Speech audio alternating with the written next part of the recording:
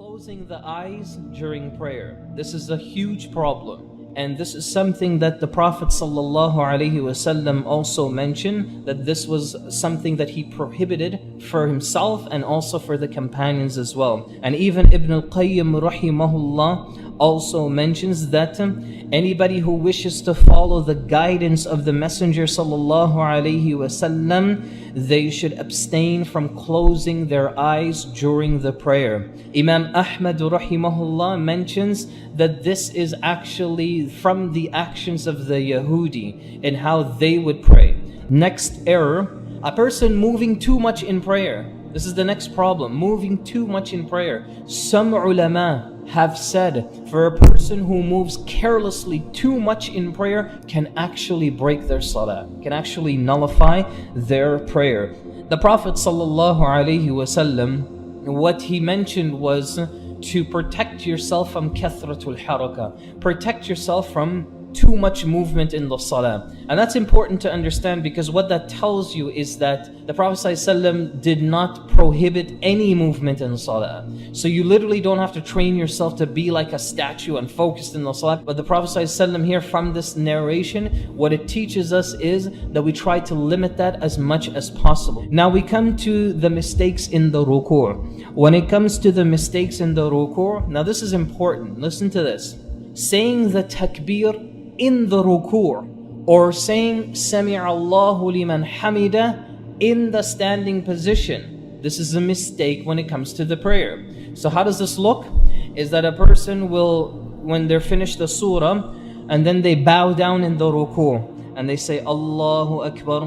But when they say Allahu Akbar, they're already in the ruku' position. That's the mistake. And if they want to come out of the ruku' position, they will stand up, Sami'allahu liman hamida. This is the mistake. It's a very, very particular mistake to pay attention to. Why? Because the Prophet ﷺ tells us, this is the authentic hadith that proves this. Now listen to how the hadith is. The Prophet ﷺ, Abu Hurairah describes it, that he would make the takbir. In other words, he would say Allahu Akbar when he goes into the ruku', whilst he is going into the ruku', not when he arrives in the ruku' position.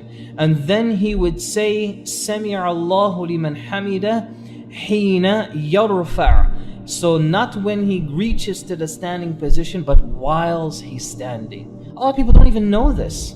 A lot of people don't even think about that this could actually be an error in perfecting their prayer. So what do you want to do? What you'd like to do is you'd like to make sure that your takbir ends when you arrive in the position that you want to get into. So when you get out of the ruku' now, Sami'allahu liman hamida.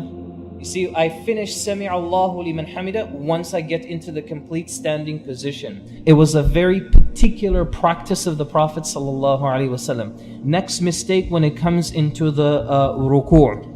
And this here is not just for the ruku', but it's for every position in the salah, and that is the lack of at-tama'nina, the lack of relaxation in those positions. Not being relaxed when you get into the ruku', when you get into the sujood. Now, the Prophet ﷺ ordered us to have tatma'inna, or have relaxation, be calm when you reach these positions. Now listen to the words of how this hadith is constructed. The Prophet ﷺ is telling this companion, I want you to perform a ruku' until you become relaxed in the ruku' itself. When a person is relaxed in salah, they are going to be relaxed in everything that they do in their life.